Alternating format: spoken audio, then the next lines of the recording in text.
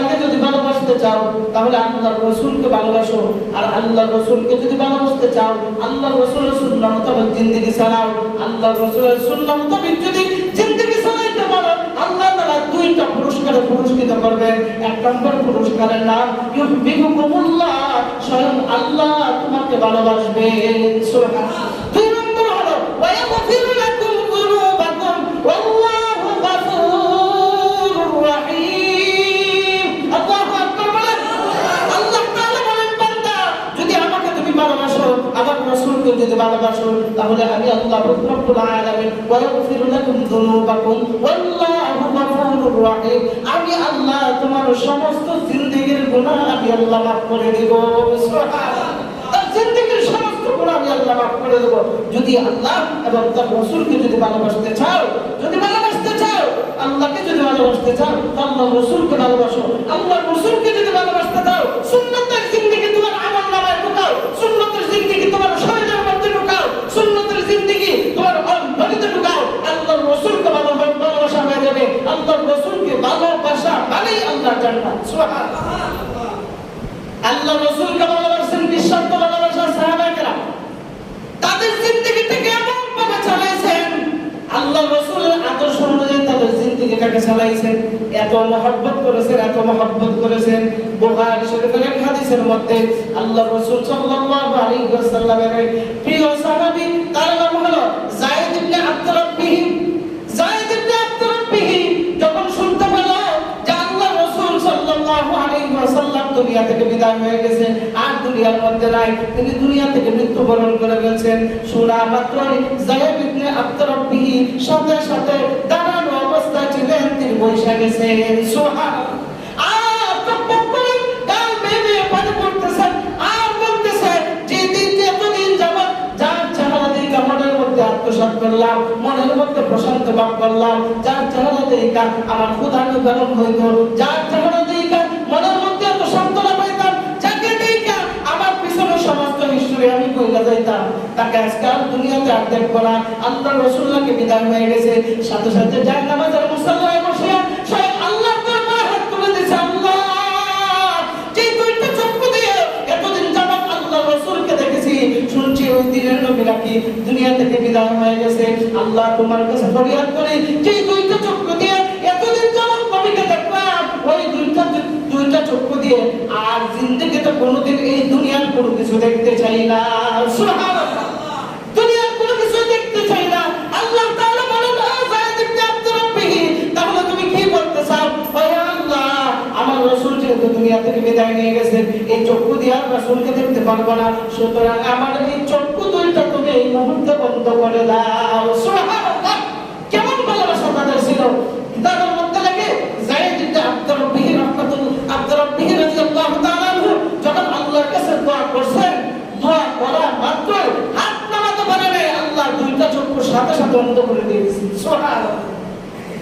কেমন ঈমান ছিল তাদের রাসূলের প্রতি! ভালোবাসা হইয়া আসে আল্লাহর কাছ থেকে চক্ষু বন্ধ করে দেওয়ার জন্য আল্লাহর কাছ থেকে চায়। সুবহানাল্লাহ। কেন কেন কেন এতদিন আল্লাহর রাসূলের চেহারার দিকে তাকাইয়া মনের মধ্যে তার শান্তি প্রভাব হয়েছে, শান্তি আসে, কিন্তু কোন চেহারার দিকে তাকাইয়া তার শান্তি আসবে না, অবশেষে গুনাহের দিকে তাকাতে হবে। এই জন্য দুনিয়ার কোনো নাজ নিয়ামত না দেখার জন্য স্বয়ং আল্লাহর কাছে দোয়া করেছে, আল্লাহ তার চক্ষুটাকে অন্ধ বানায় দিয়ে দিয়েছে। সুবহানাল্লাহ। এই জন্য সাহাবায়ে কেরাম যারা আল্লাহর রাসূলকে একদম নিঃস্বার্থ ভালোবাসেন, যার ভালোবাসার কারণে আল্লাহ পাক রব্বুল আলামিন তাদেরকে জান্নাতে বলে ঘোষণা দিয়েছেন। সুবহানাল্লাহ। আল্লাহর রাসূল সাল্লাল্লাহু আলাইহি ওয়াসাল্লাম মৃত্যুবরণ শুনে আরেকজন সাহাবী, আমার বুখারী শরীফের হাদিস, আরেকজন সাহাবী তার নাম হলো আব্দুল্লাহ ইবনে উনাইস রাদিয়াল্লাহু তাআলা আনহু। উনিও যখন আল্লাহর রাসূলের মৃত্যুর সংবাদ শুনেন, সংবাদ শোনা মাত্র উনি কি করবেন, একদম স্তব্ধ হয়ে গেছে, কোনো কথা বলে না। আল্লাহর রাসূল সাল্লাল্লাহু আলাইহি ওয়াসাল্লামের মৃত্যুর সংবাদ শুনিয়া উনি একদম স্তব্ধ হয়ে গেছেন। স্তব্ধ হয়ে আল্লাহর কাছে দোয়া করে, আল্লাহ যাকে দেখে এত ভালো লাগতো প্রত্যেকদিন তার কাছে যাইয়া দিনের তালিম শুনে এত ভালো লাগতো, এত ভালো লাগতো, এই নবীকে নাকি আজকে আপনি দুনিয়া থেকে বিদায় নিয়ে নিয়েছেন, হে আল্লাহ এই খবরটা শোনার জন্য আমি প্রস্তুত ছিলাম না গো আল্লাহ, যেহেতু আপনি নিয়ে নিয়েছেন আমি করতে পারি না। এ আল্লাহ, আপনার নবী এই দুনিয়া থেকে বিদায় হয়ে গেছে, আমি এটা বরদাস্ত করতে পারি না। কিতাবের মধ্যে লেগে উনি দোয়া করতেছে আল্লাহর দরবারে। দোয়া করা অবস্থায় সাথে সাথে তার হৃদপিণ্ড পেটে জায়গা স্টক করে তিনি মারা গেছে। সুবহানাল্লাহ। কেমন মহব্বত তাদের অন্তরে যে আল্লাহর রাসূল মারা গেছে, এই কথা শুনিয়া সাথে সাথে তিনি স্টক করে মারা গেছে। সুবহানাল্লাহ। তাদের ভিতরে কেমন মহব্বত লালন করেছিলেন, কেমন মহব্বত লালন করেছিলেন। আল্লাহর রাসূল যেইভাবে বলছেন সেইভাবে তাদের জিন্দেগি চালাইছেন। এক চুল পরিমাণও, বিন্দু পরিমাণও ব্যস্তম করেন নাই। যারা আল্লাহর রাসূলকে জীবনের চাইতে বেশি মহব্বত করবে, নিজের জান মাল ঈমান যা কিছু আছে সব চাইতে বেশি মহব্বত করবে, আল্লাহ তাআলা তাকে স্বয়ং ভালোবাসবেন। সুবহানাল্লাহ। ভালোবাসার পরিচয় আরেকজন, তার নাম হলো কালো বিলাল, হাফসে বিলাল। আল্লাহর রাসূলকে এতটা ভালোবাসতেন, উমাইয়া তাকে এত আঘাত করতো। আল্লাহু আকবার। হযরত বিলালকে গরম পানির ভিতরে শুয়াইয়া তার বুকের উপর বালুর বস্তা দিয়া, আবার কেউ দেখছেন তার বুকের উপর পাথর দিয়া, জোরে বলেন নাউযুবিল্লাহ, পাথর দিয়া তাকে টাইনা হেসে এইভাবে গরমের মধ্যে কষ্ট দেওয়া হতো। আর বলতো ইমান সার, রাসূলের উপর ইমান সার, আল্লাহর উপর ইমান সার। হযরত বিলাল কোনো কিছুই বলে না, শুধু একটা শব্দই বলতে, আহাদ আহাদ আহাদ। সুবহানাল্লাহ। আমার আল্লাহ ছাড়া কেউ নাই, যে আল্লাহর উপর আমি ঈমান এনেছি, যে রাসূলের উপর আমি ঈমান এনেছি, যতই আমার কষ্ট হোক, যতই আমার উপর নির্যাতনের স্টিম রোলার ছিল, যতই কষ্ট হোক না কেন, আল্লাহর নবীর ভালোবাসা আমার অন্তর থেকে কখনো ছাড়বো না। সুবহানাল্লাহ। ওই বিলাল আল্লাহর রাসূল সাল্লাল্লাহু আলাইহি ওয়াসাল্লামের মৃত্যুর সংবাদ শোনা মাত্র মদিনার মধ্যে যখন এলান হয়ে গেল যে আল্লাহর রাসূল আর দুনিয়ার মধ্যে নাই, বিলাল আল্লাহর রাসূলের দাফন কাফন সারিয়ার উপর বিলাল বলতেছে, আমি আর এই মদিনার মধ্যে থাকবো না। সুবহানাল্লাহ। অন্যান্য সাহাবীরা জিজ্ঞাসা করলেন, কেন থাকবেন? বললেন, দেখেন কেমন হলো, যার কথায় আমি মসজিদে নববীর উপরে উঠে আযান দিতাম, সুবহানাল্লাহ, যার পেছনে দাঁড়াইয়া নামাজের আকামত দিতাম আমি এই বিলাল, যার চেহারার দিকে তাকাইয়া আমার পিছনে সমস্ত জিন্দেগির কষ্টগুলো ভুলে যাইতাম। যখন আমি নির্যাতনের শিকার হইতাম, শিকার হওয়ার পর আল্লাহর রাসূল সাল্লাল্লাহু আলাইহি ওয়াসাল্লামের দরবারে আসিয়া যখন তার নুরানি চেহারার দিকে যখন তাকাইতাম, আমার পিছনের সমস্ত কষ্টগুলো আমি ভুলে যাইতাম। সুবহানাল্লাহ। ওই নবী দুনিয়াতে নাই, আমি মদিনার মধ্যে কি করে থাকি? উনি কি করলেন? মদিনা থেকে শেষ কি করলেন? মদিনা থেকে বিদায় নিয়ে উনি জঙ্গলে চলে গেছেন। সুবহানাল্লাহ। মদিনা থেকে বিদায় নিয়ে যখন জঙ্গলে চলে গেছে, কেউ তাকে খুঁজে পায় না। বিলালকে অনেক খুঁজে করে কেউ পায় না, প্রায় 3 মাস যাবত হয়ে যায়, কেউ তাকে পায় না। হঠাৎ করে হযরত বিলাল বলেন, আমি যখন ঘুমের ঘরে শুইলাম, শোয়ার পর হঠাৎ করে আমার ঘুমের ঘরে শব্দ জোগে আল্লাহর রাসূল দেখি আমাকে ডাকতেছে। সুবহানাল্লাহ। আল্লাহর রাসূল আমাকে ডাকতেছে, বিলাল কই গেছে? কেন বিলাল? হে বিলাল, তুমি কোথায় গেছো রে? আমি মদিনাতে তো আর মসজিদে নববীর আযানের ধ্বনি আমার রওজা শরীফে তো আর আসে না। সুবহানাল্লাহ। ও বিলাল, তুমি কোথায় গেছো? তুমি কোথায় আছো? তাড়াতাড়ি আসো। আর তোমার আযানের ধ্বনি তো আমার রওজার ভিতরে ঢুকে না, তুমি কোথায় গেছো? ও ইয়া রাসূলুল্লাহ, আপনি যেই জায়গার মধ্যে নাই ওই জায়গার মধ্যে আমি গিয়ে কি করব? সুবহানাল্লাহ। আল্লাহর রাসূল বলেন, বিলাল কোনো চিন্তা করার কারণ নাই, বিলাল আও, তাড়াতাড়ি আও, মসজিদে নববীতে তুমি আযান দাও, আমি রাসূল তোমার আযান শুনতে চাই। সুবহানাল্লাহ। হযরত বিলাল ঘুম থেকে লাফ মেরে উঠলেন, আর দেরি করলেন না, মদিনার দিকে দৌড় শুরু করলেন। সুবহানাল্লাহ। মদিনার মধ্যে যখন আসলেন, এমনি মানুষরা সবাই আহলান সাহলান করিয়া তাকে স্বাগতম জানায়। বিলাল তো শুধু কাঁদে আর কাঁদে। বাবা এই কথা বলবো না, আগে আমার রাসূলের রওজাটা আমাকে দেখাও। সুবহানাল্লাহ। আগে আমার রাসূলের রওজাটা দেখাও। ওই যে রাসূলের রওজা, দৌড় মেরে গিয়ে আল্লাহর রাসূলের রওজা মুবারকের মধ্যে বসিয়া বিলাল কান্নাকাটি শুরু করে দিয়েছে। ইয়া রাসূলুল্লাহ, আপনি তো আমাকে আদেশ করেছেন মদিনায় আসার জন্য, কিন্তু আপনি তো আসবেন না। এই মদিনার মধ্যে থাকিয়া আমার তো ভালো লাগবে না। ইয়া রাসূলুল্লাহ, যাই হোক, আপনি তো আমাকে আদেশ করেছেন আযান শোনার জন্য, আমি এই মুহূর্তে গিয়া মসজিদে নববীর মধ্যে আমি আযান দিতেছি। সুবহানাল্লাহ। হযরত বিলাল যখন দৌড় দিলেন মসজিদে নববীতে, গিয়া যখন আযানের ধ্বনি দিলেন, আশপাশের যত হযরত বিলাল দেখা যায় আযান দিতেছে, মনে হয় বিলালের সাথে আমার রাসূল আসতেছে মনে হয়। সুবহানাল্লাহ। ছোট ছোট বাচ্চারা তার মাকে বলতেছে, মা চলো মসজিদে নববীতে। হযরত বিলাল যখন আযান দিয়েছে, আমার মনে হয় মসজিদে নববীতে হযরত বিলালের সাথে আল্লাহর রাসূল চলে আসছেন। যাও চলে যাও, আমাদেরকে নিয়ে মসজিদে নববীতে চলে যাও। তখন তার মাকে বলে, না বাবা, যিনি চলে যায় আর আসেন না ফিরে, অবশ্যই তিনি আসেন নাই, বিলাল রাত করে চলে গিয়েছিল, এই জন্য চলে আসছে। সবাই ভিতরে আসিয়া তখন সবাই ধরলো, বিলাল বলো, বিলাল তুমি তো আসলা, কিন্তু আমার রাসূল আসেনি কেন? সুবহানাল্লাহ। আর ছোট বাচ্চারা আল্লাহর রাসূলকে ভালোবাসতো কেন? আল্লাহর রাসূল যে জায়গার মধ্যে যাইতেন, ছোট বাচ্চাদেরকে পাইলেই তাদেরকে সালাম দিতেন। সুবহানাল্লাহ। তাদেরকে সালাম দিতেন, সালাম দিয়ে আদর স্নেহ মায়া মমতা করিয়া তাদেরকে হাসি খুশি করতেন। ওই মানুষগুলা কেমনে আল্লাহর রাসূলকে বলতে পারে? সুবহানাল্লাহ। হযরত বিলাল যখন আযান দিলেন, আযান দেওয়ার পর হযরত ফাতিমা রাদিয়াল্লাহু তাআলা আনহা উনি দৌড়ে গেলেন হযরত আলীর কাছে। হে আলী, ওই যে দেখা যায় হযরত বিলালের আযান শোনা যায়। সুবহানাল্লাহ।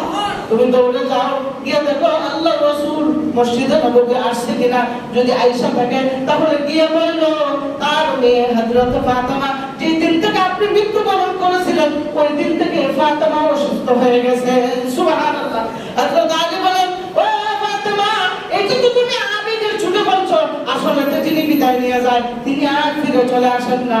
বলে তো বিলাল তো চলে আসলো, আসলে বিলাল তো তোমার বাবার সাথে যায় নাই, বিলাল তো রাগ করে চলে গিয়েছিল যে যেন সে মদিনাতে আর থাকবে না, আল্লাহর রাসূল যেহেতু না এর জন্য আর থাকবে না। হযরত ফাতিমা বলে, এতদিন যাবত অসুস্থ, কিতাবের মধ্যে দেখে যে দিন থেকে আল্লাহর রাসূলের মৃত্যু হয়েছিল, ওই দিন থেকে মৃত্যুর আগ পর্যন্ত ফাতিমা বিছানার মধ্যে গড়াগড়ি করেছে।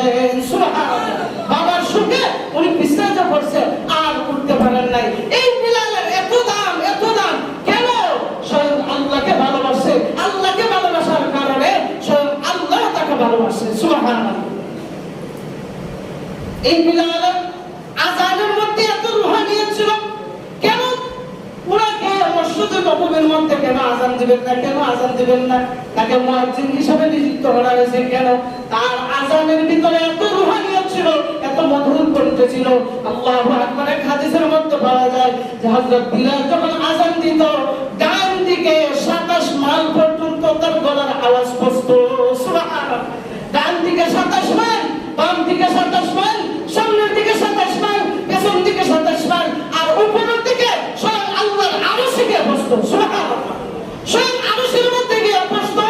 মসজিদে নববীর মধ্যে হযরত বিলাল যখন আযানরত অবস্থায় ছিলেন, আযান দেন, অন্যান্য মুসলিমরা আল্লাহর রাসূলের দরবারে আদেশ করে, ইয়া রাসূলুল্লাহ, ইয়া হাবিবাল্লাহ, বিলালের আযান তো শুদ্ধ হয় না। বলে কেন? বলে সে আশহাদুর জায়গায় আসহাদু পড়ে, এটা তো শুদ্ধ হয় না, আমরা মুয়াজ্জিন পরিবর্তন করতে চাই। সুবহানাল্লাহ বলেন।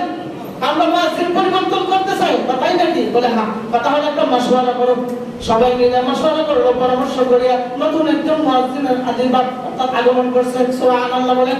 হযরত বিলালকে চাকরি থেকে বরখাস্ত করা হলো। তো হযরত বিলাল তো কিছু হতে না, হতে না, যে জায়গায় আল্লাহর রাসূলের মত দিয়ে দিয়েছে, এখন তো কোনো কিছু করতে পারে না। একবার নিচে যায়, একবার আল্লাহর রাসূলের চেহারা দিকে তাকায়। সুবহানাল্লাহ। আল্লাহর রাসূল হযরত বিলালকে ইশারা দিলেন, থামো, থামো, তোমার বিজয় হবে ইনশাআল্লাহ। সুবহানাল্লাহ। হযরত বিলাল রাদিয়াল্লাহু তাআলা আনহু ওনাকে যখন চাকরি থেকে বরখাস্ত করে যখন সরিয়ে দেওয়া হলো, নতুন একজন মুয়াজ্জিন আনা হলো, সুঠাম দেহের অধিকারী, সুন্দর কণ্ঠওয়ালা। তিনি যখন আযান দিতে গেছে, ফজরের সময় যখন আযান দেয়, ফজরের সময় আযান তো দেয় ঠিকই, কিন্তু রাত ভর হয় না। সুবহানাল্লাহ। অর্থাৎ রাত রাতে আছে, দিন আর আসে না। অথচ দেখা যায় হযরত বিলাল যখন মসজিদে গিয়া মসজিদে নববীর উপর দাঁড়াইয়া যখন ফজরের সময় আযান দিত, আযান দেওয়ার সাথে সাথে আস্তে আস্তে ভোর চলে আসতো। কিন্তু নতুন মুয়াজ্জিন আযান দেয়, ভোর তো আর আসে না। এমনি সবাই দৌড়ে গেছে আল্লাহর রাসূলের দরবারে, ইয়া রাসূলুল্লাহ, কি মুয়াজ্জিন আল্লাহ, সুন্দর কণ্ঠ, এত সুঠাম দেহের অধিকারী, গলা উঁচু, এত সুন্দর আযান দেয়, কিন্তু দেখা যায় আযান দেয় তো ঠিকই ফজরের সময়, কিন্তু রাত ভর হয় না। সুবহানাল্লাহ বলেন। রাত ভর হয় না। আল্লাহর রাসূল সাল্লাল্লাহু আলাইহি ওয়াসাল্লামকে এই কথা বলার পর সাথে সাথে জিবরাইল আলাইহিস সালাতু ওয়াস সালাম ওহী নিয়ে আল্লাহর রাসূলের দরবারে চলে আসছেন। সুবহানাল্লাহ। আয়েশা বলতেছে, ইয়া রাসূলুল্লাহ, ইয়া হাবিবাল্লাহ, আপনি আপনার সেই কালো বিলাল কোথায়? সুবহানাল্লাহ। ওয়া রাসূলুল্লাহ, আপনার কালো বিলাল কোথায়? তখন জিবরাইলকে বলো, ভাই জিবরাইল, কালো বিলালকে খোঁজাখুঁজি করে আগে বলো এই রাতটা কেন দিনে রূপান্তরিত হয় না? তার কারণ কি?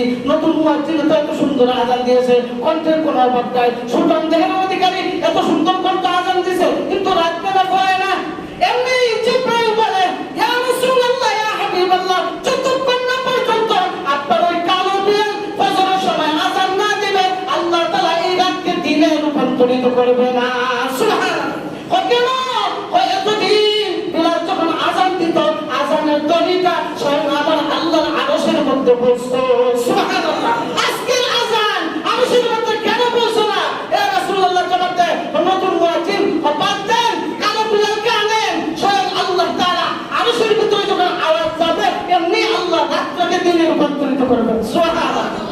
আল্লাহ তাআলা এই পয়গম্বরগুলো আল্লাহর রাসূলকে বলে দিলেন, বলে দেওয়ার সাথে এমনি হযরত বিলালকে ডাকতেছে আল্লাহর রাসূল, আইনা বিলাল, আইনা বিলাল, বিলাল কোথায়? লাব্বাইকা ওয়া সাদাইকা ইয়া রাসূলুল্লাহ, ওই দিকে আসো। ইয়া রাসূলুল্লাহ, কি হয়েছে? যাও তাড়াতাড়ি আযান দাও। সুবহানাল্লাহ।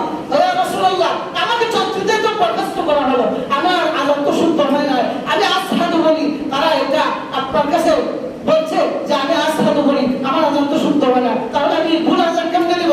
আল্লাহর রাসূল বলেন, এদিকে আসো। আল্লাহর রাসূল দাঁড়ে নিয়ে আল্লাহর রাসূলের লালে মোবারকটা জিহ্বার মধ্যে লাগায় দাও, মাত্র আশহাদু বের হয়ে গেছে। সুবহানাল্লাহ। আশহাদু বের হয়ে গেছে। এমনি আল্লাহর রাসূল বলেন, যাও এখন তুমি আযান দাও, ইনশাআল্লাহ আর কোন সময় তোমার মুখ দিয়ে আসহাদু বের হবে না, আশহাদু বের হবে। সাথে সাথে হযরত বিলাল যখন গিয়ে মসজিদের বাইরে যখন আল্লাহু আকবার, আল্লাহু আকবার ধ্বনি দিয়ে দিয়েছে, আযানের ধ্বনি দেওয়া মাত্রই আল্লাহ তাআলা দেখা যায় রাতকে দিনে রূপান্তরিত করতেছেন। সুবহানাল্লাহ। কেন এত দাম কেন হলো? স্বয়ং আল্লাহকে ভালোবাসে। কিভাবে? আল্লাহর রাসূলকে মহব্বত করছে, আল্লাহর রাসূলকে মহব্বত করার কারণে স্বয়ং আমার আল্লাহকে ভালোবাসে। আল্লাহ বলেন, কেউ যদি আমার রাসূলকে ভালোবাসো, তাহলে আমি আল্লাহ দুইটা পুরস্কার পুরস্কৃত করব। এক নম্বর, যে আমি আল্লাহ পাক রব্বুল আলামিন নিজে তোমাকে ভালোবাসবো। সুবহানাল্লাহ। শুধু তাই নয়, যে আমি আল্লাহ পাক রব্বুল আলামিন তোমার ওয়াগফির লাকুম যুনুবাকুম ওয়াল্লাহু গফুরুর রহিম, আমি আল্লাহ স্বয়ং তোমার সমস্ত জিন্দেগীর গুনাহ আমি আল্লাহ মাফ করে দেব। সুবহানাল্লাহ। এই জন্য এরকম ভালোবাসা নিয়ে চলার দরকার, যে এরকম ভালোবাসা দিয়া আল্লাহর সান্নিধ্য অর্জন করা যায়, যে এরকম ভালোবাসা দিয়া আল্লাহর রাসূলের সান্নিধ্য অর্জন করা যায়, আল্লাহর রাসূলের সুন্নাত জিন্দেগী চলা যায়, ওই রকম ভালোবাসা নিয়ে আমাদের চলার দরকার। আছে না নাই? আছে না নাই? না উফরে উফরে ভালোবাসা, উফরে উফরে ভালোবাসা না। বর্তমানে দেখছেন না অবৈধ ভালোবাসা আছে না? অবৈধ ভালোবাসা আছে না নাই? কথা বলে না। অবৈধ ভালোবাসা আছে না নাই? আছে। তবে এই ভালোবাসার মধ্যে দুই রকমের ভালোবাসা। কেউ আছে যে কোনো মেয়েকে দেহভোগ করার জন্য ভালোবাসে, আবার কেউ আছে না অন্তর থেকে ভালোবাসে। অন্তর থেকে ভালোবাসার কারণে এক পর্যায়ে দেখা যায় একদম শেষ পর্যন্ত তার ফ্যামিলির সাথে কথাবার্তা হইয়া এরপরে বিবাহ বন্ধনে আবদ্ধ হয়। আর যারা অন্তর থেকে ভালোবাসে না, তখন কি করে?